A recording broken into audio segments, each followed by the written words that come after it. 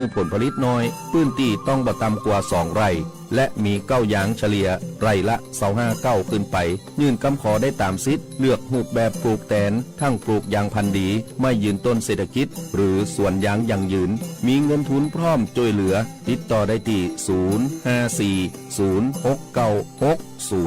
054-069-605การยางแห่งประเทศไทยจังหวัดแพร่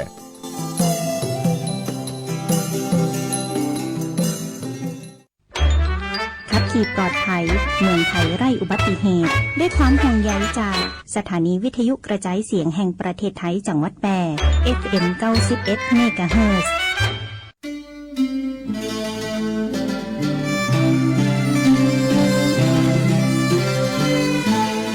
หม้อห้อมไม้สักถิ่นรักพระลอช่อแห่สีเมืองลือเรื่องแพะเมืองผีคนแพร่นี้ใจงามคำขวัญประจำจังหวัดแพร่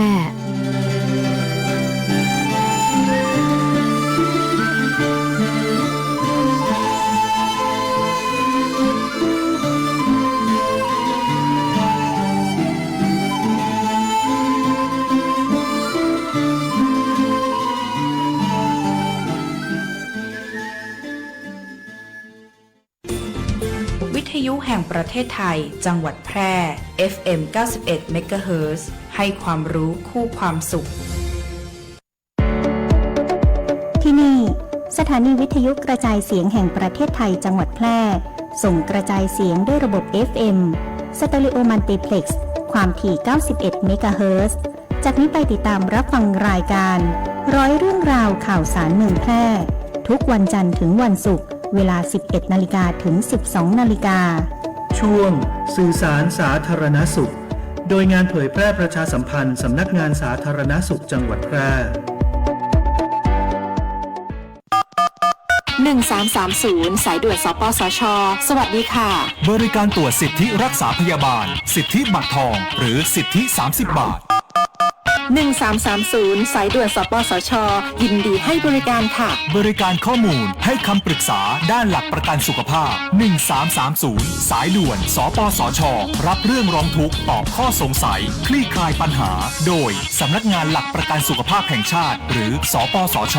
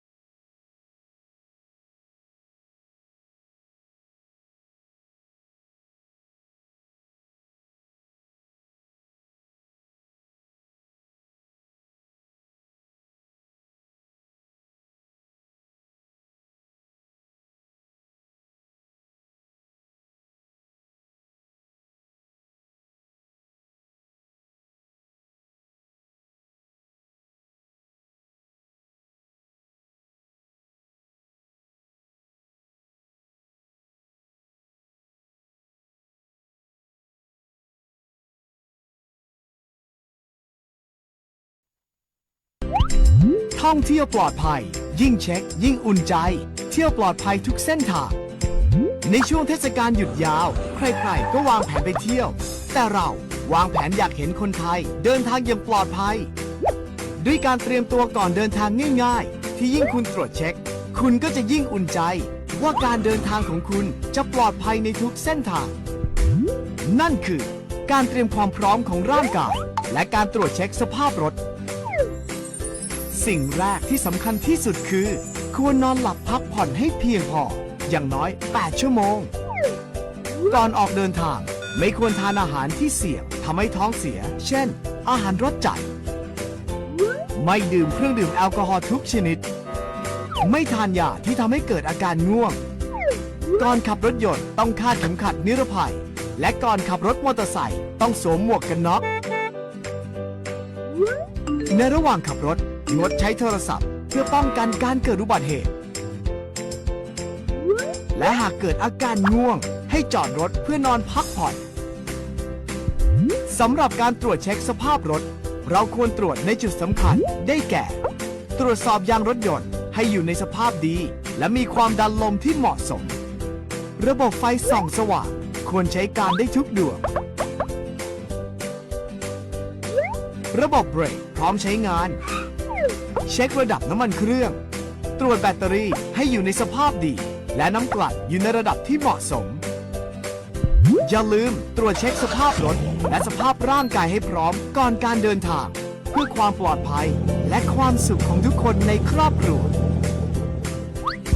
ยิ่งเช็คยิ่งอุ่นใจเที่ยวปลอดภัยทุกเส้นทางด้วยความปรารถนาดีจากกรมควบคุมโรคกระทรวงสาธารณสุขสายด่วนกรมควบคุมโรค1422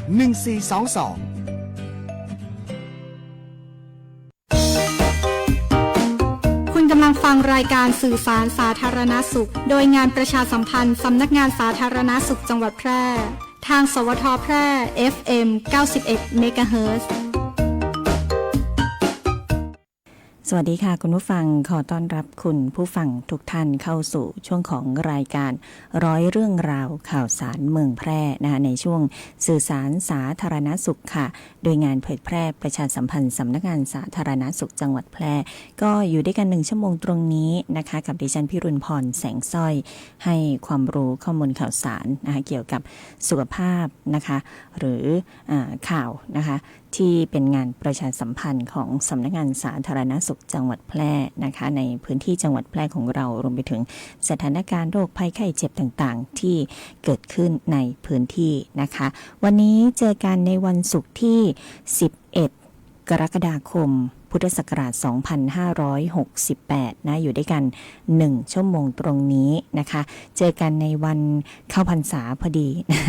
นะคะคุณผู้ฟังก็หลายท่านหลายคนเนาะเดินทางไปทำบุญกันตั้งแต่เมื่อวานแล้วนะคะทางสำนักงานสาธารณสุขจังหวัดแพร่นะคะห่วงใยทุกท่านทุกคนรวมไปถึงพระสงฆ์กันด้วยนะคะคุณผู้ฟังที่นำเอาข้าวปลาอาหารไปถวายพระนะคะก็ขอให้เช็คก่อนซื้อนะคะอย่างเช่นหมดอายุหรือเปล่านะคะหรือว่า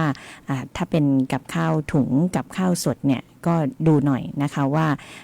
สะอาดหรือว่าบูดเสียหรือเปล่านะดูลักษณะของอาหารในถุงกันด้วยนะคะหากว่าผิดปกติไปนะคะก็ไม่ควรนำไปถวายพระนะคะเพราะว่าอาจจะทำให้เกิดโรคภัยไข้เจ็บท้องร่วงท้องเสียกันได้นะคะอาหารเป็นพิษนะคุณผู้ฟังนะเลือกอาหารที่จะถวายพระ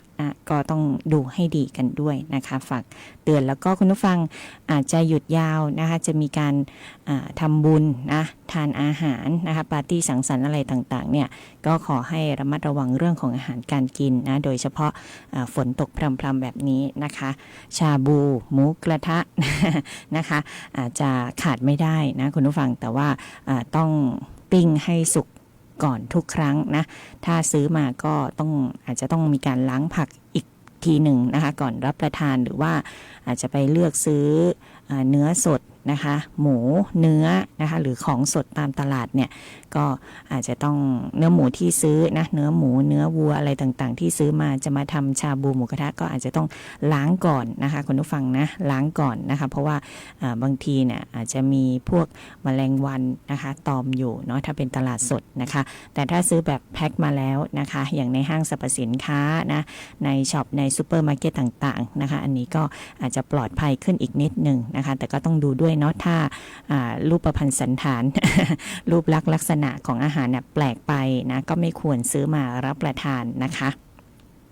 ห่วงใยสุขภาพทุกท่านทุกคนในช่วงของหยุดยาวแบบนี้นะคะท่องเที่ยวให้ปลอดภัยแล้วก็เตือนภัยนะคะหน้าฝนเนาะช่วงนี้ฝนตกนะคะ10 ถึง 13 กรกฎาคมเนี่ยฝนตกหนักนะคุณผู้ฟังใช้รถใช้ถนนกันด้วยความระมัดระวังด้วยนะคะไปเที่ยวที่ไหนเนาะจะเป็นเขตอุทยานตอนนี้น่าจะปิดการท่องเที่ยวนะคะเพราะว่า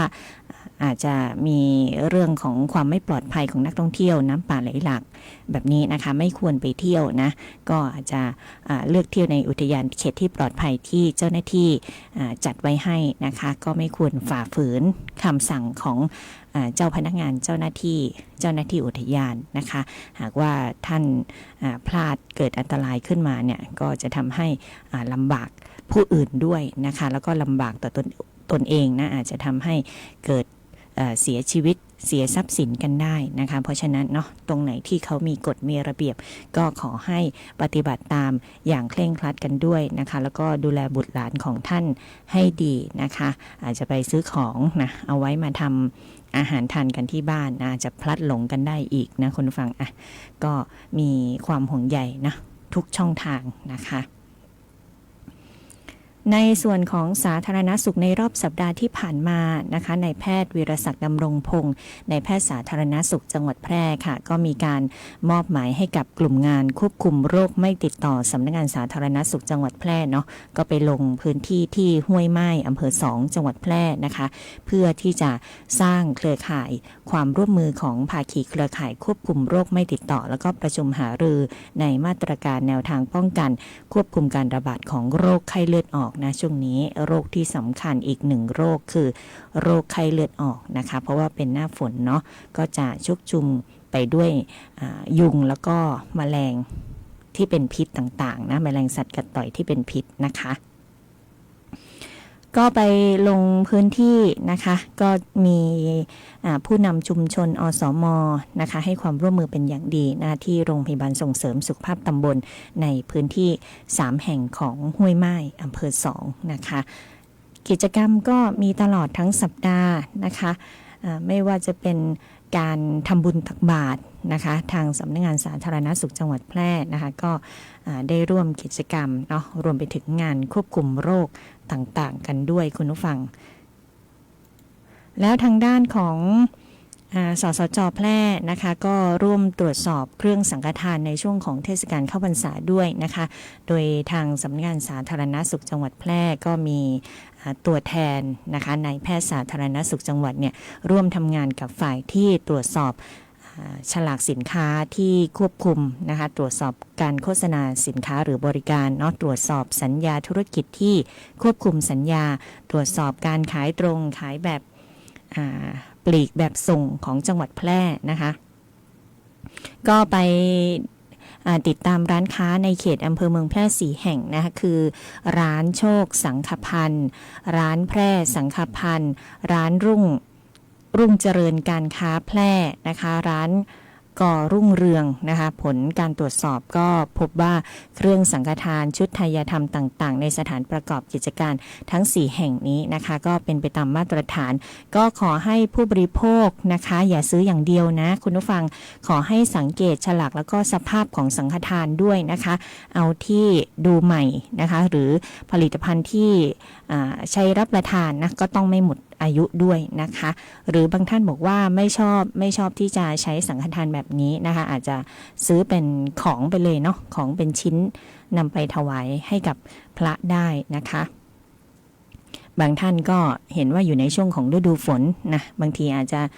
มีการซื้อยากันยุงอะไรแบบนี้ก็ต้องเลือกที่ปลอดภัยด้วยนะคะเพราะว่าพระสงฆ์อาจจะใช้จุด นะคะ เพราะว่ายุงชุกชุมเนาะข้างนอกนะก็อาจจะทำให้เกิดอันตรายในเรื่องของกลิ่นนะคะอันนี้ก็ต้องดูแลต้องระวังกันด้วยนะคะผลการตรวจสอบเป็นไปด้วยความเรียบร้อยดีนะคะได้มาตรฐานเนาะแต่ทางสาธารณสุขจังหวัดแพร่ก็อยากจะย้ำเนาะเวลาจะซื้ออะไรให้ดูที่ฉลากของสินค้าก่อนนะหมดอายุนี่ท้วงติงได้เลยนะคะหรือว่าของไม่ได้มาตรฐานเนี่ยแจ้งได้นะคะแจ้งได้ที่สำนักงานสาธารณสุขจังหวัดแพร่เลยนะคะก็จะมีเจ้าหน้าที่นะลงไปตรวจสอบหากมีความผิดจริงนะคะก็จะดำเนินการตามกฎหมายนะการควบคุมสินค้านะคะกับทางพาณิชย์จังหวัดแพร่ด้วยนะคะก็เป็นข้อมูลข่าวสารเนาะที่ฝากให้คุณผู้ฟังในช่วงนี้ก่อนละกันค่ะแล้วเดี๋ยวกลับมาพูดจากันพูดคุยกันค่ะ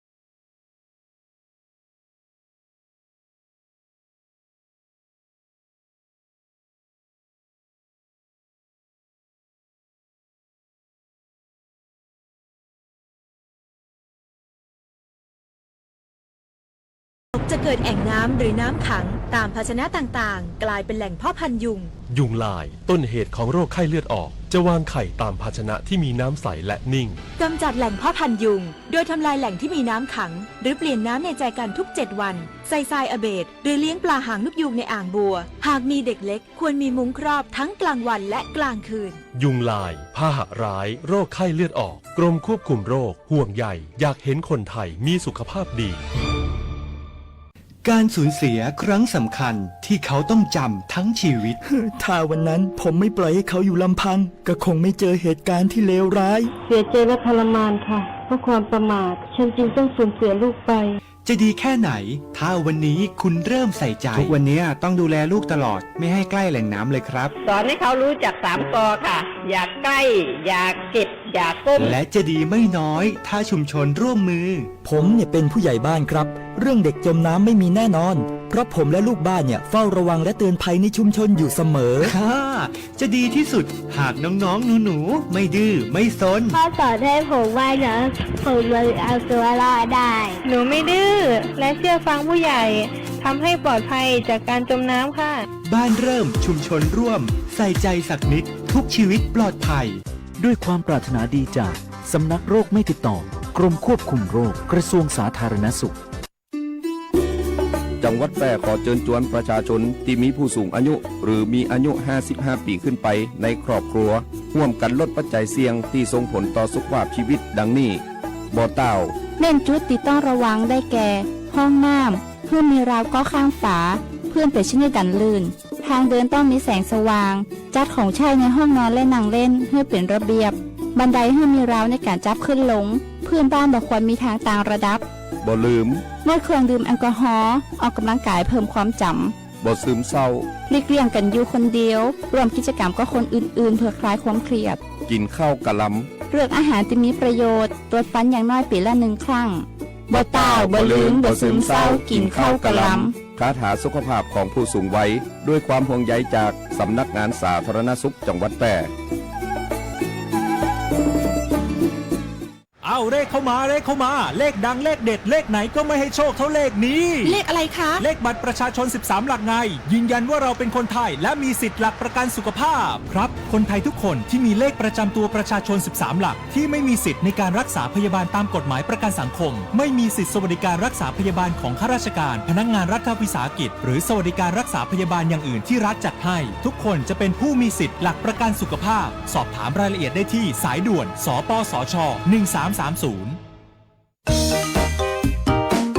คุณกำลังฟังรายการสื่อสารสาธารณสุขโดยงานประชาสัมพันธ์สำนักงานสาธารณสุขจังหวัดแพร่ทางสวทแพร่ FM 91 MHz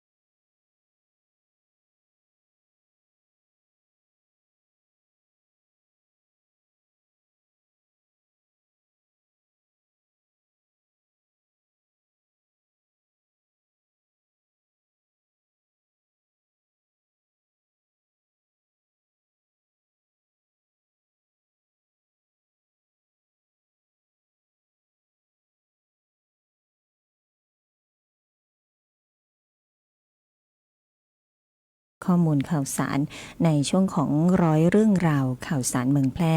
สื่อสารสาธารณสุขโดยงานเผยแพร่ประชาสัมพันธ์สำนักงานสาธารณสุขจังหวัดแพร่นะคะขณะนี้ด้านนอกห้องส่งของเราก็มีฝนตกนะคะวันนี้ฝนตกเยอะนะคะคุณผู้ฟังร้อยละ80นะคุณผู้ฟังแล้วก็นะคะมีข้อมูลจากสำนักงานป้องกันบรรเทาสาธารณภัยจังหวัดแพร่นะที่มีการติดตามสถานการณ์น้ำฝนสะสม24ชั่วโมงนะคะของวันที่10กรกฎาคมนะคะก็เมื่อวานนี้นะคะในช่วงของ 8 นาฬิกานะที่สถานีบ้านครกหนานทาตำบลห้วยโรงอำเภอร้องกวางจังหวัดแพร่นะมีฝนสะสมถึง150มิลลิเมตรเลยนะคะแล้วก็ที่สถานีสวนป่าตำบลห้วยโรงอำเภอร้องกวางฝนสะสมอยู่ที่129.50มิลลิเมตรนะคะสถานีห้วยโรงนอกนะคะตำบลห้วยโรงอำเภอร้องกวางฝนสะสม107มิลลิเมตรนะคะในสถานการณ์แบบนี้นะคะให้คุณผู้ฟังประชาชนติดตามข้อมูลข่าวสารอย่างใกล้ชิดนะคะระวังน้ำท่วมฉับพลันน้ำป่าไหลหลากนะคะสถานการณ์ในพื้นที่อำเภอร้องกวางนะคะตอนนี้ก็น่าจะมีฝนมาอีกนะคะเพราะว่าวันนี้ฝนตกเยอะนะคะแล้วก็เตือนนะคะเตือนภัยนะคะก็ทางด้านของกองอำนวยการป้องกันบรรเทาสาธารณภัยจังหวัดแพร่เนาะจากที่ติดตามสภาพอากาศนะคะก็จะมีฝนไปจนถึง13กรกฎาคม2568แล้วก็จะเป็นฝนตกหนักด้วยนะคะบริเวณภาคเหนือฝนตกหนักถึงหนักมากภาคตะวันออกเฉียงเหนือตอนบนแล้วก็ประเทศเวียดนามตอนบนนะคะมีหย่อมความกดอากาศต่ำปกคลุมบริเวณประเทศเวียดนามตอนบนก็จะเคลื่อนมาตามแนวร่องมรสุมนะคะที่พาดผ่านก็ขอให้ประชาชนระวังอันตรายจากฝนตกหนักฝนตกสะสมนะคะอาจทำให้เกิดน้ำท่วมฉับพลันน้ำป่าไหลหลากได้โดยเฉพาะพื้นที่ลาดเชิงเขาใกล้กับทางน้ำไหลผ่านแล้วก็พื้นที่ลุ่มนะคะโดยกองอำนวยการป้องกันบรรเทาสาธารณภัยจังหวัดแพร่นะคะก็พิจารณาให้หน่วยงานที่เกี่ยวข้องนะคะได้ติดตามสถานการณ์ในพื้นที่ของตนเองอย่างใกล้ชิดทุกพื้นที่ของจังหวัดแพร่นะคะแล้วก็ต้องมีการประชาสัมพันธ์ให้กับลูกบ้านได้รับทราบเป็นระยะด้วยนะคะหากเกิดสถานการณ์ในพื้นที่นะคะก็ให้ผู้ที่ถือปฏิบัติตามคำสั่งแล้วก็มาตรการตามหนังสือจากกองอำนวยการป้องกันบรรเทาสาธารณภัยจังหวัดแพร่นะคะได้รายงานสถานการณ์แล้วก็ให้ความช่วยเหลือในเบื้องต้นนะคะแล้วก็แจ้งมาได้ที่กองอำนวยการป้องกันบรรเทาสาธารณภัยจังหวัดแพร่ได้รับทราบทันทีรวมไปถึงประชาชนด้วยนะคะหากว่ามีเหตุการณ์ไม่ปลอดภัยในพื้นที่ก็แจ้งได้ที่กำนันผู้ใหญ่บ้านนะคะแล้วก็ขอความช่วยเหลือมาได้กับทางจังหวัดนะคะแล้วสถานการณ์นะคะในวันศุกร์ที่11กรกฎาคม2568นี้นะคะในช่วงเวลา 1 นาฬิกานะคะเมื่อคืนที่ผ่านมานะได้เกิดฝนตกหนักในพื้นที่จังหวัดแพร่ทำให้เกิดน้ำป่าไหลหลากเข้าท่วมบ้านเรือนประชาชนแล้วก็พื้นที่การเกษตรนะคะเบื้องต้นได้รับผลกระทบ1อำเภอ2ตำบล13หมู่บ้าน60ครัวเรือนนะคะยังไม่มีผู้ได้รับบาดเจ็บและเสียชีวิตนะคะพื้นที่ร้องกวางนะคะพื้นที่ประสบภัยเนาะตำบลห้วยโรงหมู่ที่2 3 4และหมู่ที่5นะคะ3ครัวเรือนนะคะหมู่ที่ขออภัยค่ะไผ่โทนนะคะหมู่ที่1ถึง9นะคะ57ครัวเรือนเนาะรวมทั้งหมด60ครัวเรือนนะคะก็ได้รับผลกระทบนั่นก็คือมีน้ำเข้าท่วมบ้านเรือนราษฎรและพื้นที่การเกษตรเข้าน้ำล้นเข้าบ้านเรือนในพื้นที่การเกษตรนะคะทีนี้ทางด้านของหน่วยงานที่เกี่ยวข้องนะคะองค์กรปกครองส่วนท้องถิ่นกำนันผู้ใหญ่บ้านผู้นำชุมชนก็อยู่ระหว่างการสำรวจเพิ่มเติมแล้วก็จะให้ความช่วยเหลือตามระเบียบต่อไปนะคะก็ฝากเตือนคุณผู้ฟังประชาชนด้วยนะคะใครที่อาจจะเห็นว่ามีเหตุการณ์น้ำท่วมในบางพื้นที่ก็จะไปดูสถานการณ์น้ำนะคะหรือว่าไปยืนริมแม่น้ำอันนี้ต้องระวังนะคะอาจจะพลัดตกน้ำได้นะคะฝากกันไว้ด้วยนะคุณผู้ฟังห่วงใยทุกท่านทุกคนในช่วงของฤดูฝนแบบนี้นะคะระวังโรคระบบทางเดินหายใจด้วยระวังโรคติดต่อนำโดยแมลงระวังโรคที่ติดต่อจากการสัมผัสนะคะลุยน้ำลุยฝนย่ำโคลนนะคะอุบัติเหตุบนท้องถนนนะคุณผู้ฟังเกษตรกรนะคะช่วงนี้ดูแลผลผลิตทางการเกษตรของท่านแล้วก็เก็บสัตว์เลี้ยงให้เรียบร้อยนะคะผ เพราะว่าหากว่าเกิดน้ำท่วมฉับพลันน้ำป่าไหลหลากในพื้นที่ลุ่มที่ดอนที่ต่ำขึ้นมาอาจจะเป็นอันตรายได้นะคะทักทายพี่สิริรัตน์กันด้วยนะคะคุณอุดรฤทธิชัยนะคุณปวีนานะติดตามผ่านทางหน้าเพจ Facebook Live นะคะแล้วก็อีกหลายท่านหลายคนที่ติดตามอยู่ทางบ้านนะหน้าปัดวิทยุ FM 91 เมกะเฮิรตซ์นะคะในช่วงฤดูฝนแบบนี้นะอย่าลืมติดตามสวทแพร่กันไว้นะคะหากว่ามีความคืบหน้าในเรื่องของสถานการณ์น้ำท่วมอะไรต่างๆก็จะนำมารายงานให้ทราบเป็นระยะนะคะติดตามกันอยู่ตลอดเนาะฮอตฮิตอยู่นะคะสวทแพร่ในช่วงของหน้าฝน นะคะเพราะว่าเป็นการติดตามสถานการณ์นะจากหน่วยงานราชการนะคุณผู้ฟังไปติดตามข้อมูลข่าวสารที่ไหนมาก็ต้องเช็คให้ดีนะคะว่าเป็นข่าวจริงข่าวปลอมข่าวแท้หรือเปล่านะคะหรือว่าเป็นข่าวเล่าลือตามๆกันมาอย่างนี้ต้องดูให้ดีนะคะ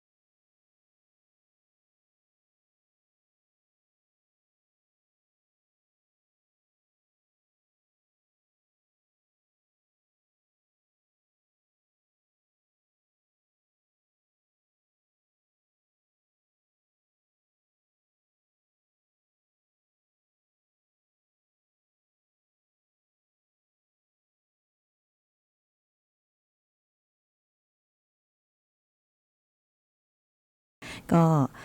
ทางด้านของนายสมชัยเลิศประสิทธิพันธ์ผู้ว่าราชการจังหวัดแพร่นะคะแล้วก็นายแพทย์วิรศักดิ์ดำรงพงศ์นายแพทย์สาธารณสุขจังหวัดแพร่เนาะเชิญชวนทุกท่านทุกคนนะคะงดเหล้าเข้าพรรษานะคะจะมีการเตรียมความพร้อมนะโดยการตั้งเป้าหมายไว้ให้ชัดเจนนะคะว่าจะทำยังไงนะจะทำอย่างไรในการงดเหล้าเข้าพรรษานะตั้งเป้าระบุเหตุผลที่คุณต้องการงดเหล้าอย่างเช่นอาจจะเพื่อสุขภาพนะเพื่อครอบครัวนะคะเพื่อคนที่คุณรักแบบนี้นะคะบอกให้คนรอบข้างได้ทราบนะให้คนใกล้ตัวทราบว่าเรากำลังจะงดเหล้านะงดเหล้าเข้าพรรษานะเพื่อที่พวกเขาจะได้สนับสนุนนะคะเข้าใจแล้วก็ไม่ชวนนะคะจัดการสิ่งแวดล้อมนะคะนำเหล้านำสิ่งยั่วยุกวนใจออกจากบ้านนะคะลดสิ่งกระตุ้นให้นึกถึงการดื่มเหล้านะคะก็เอาไปทิ้งให้หมดนะคะคุณผู้ฟังนะออกกำลังกายนะอย่างเช่นทำให้ร่างกายสดใสนะคะร่างกายแข็งแรงนะจิตใจแข็งแรงนะลดความต้องการของการดื่มเหล้านะอาจจะหากิจกรรมอื่นๆนะทำร่วมกับครอบครัวนะคะรับมือกับความเครียดนะคะความอยากดื่มเหล้านะทำสมาธิหาวิธีผ่อนคลายอ่านหนังสือฟังเพลงนะคะหรือการนวดนะคะหาความช่วยเหลือนะคะจากหากว่ามีความจำเป็นนะต้องการความช่วยเหลือคุณรู้สึกว่าการงดเหล้าเนี่ยเป็นเรื่องที่ยากเกินไปนะปรึกษาแพทย์หรือผู้ที่ให้ความสามารถให้ความแนะนำได้แล้วก็ให้ความช่วยเหลือได้นะหรือจะออกไปทำบุญก็ได้นะคะก็เชิญชวนงดเหล้าเข้าพรรษานะคะแล้วก็หลายท่านอาจจะอยากทำบุญนะคะอยากจะไปทำบุญนะคะก็อย่างที่บอกว่า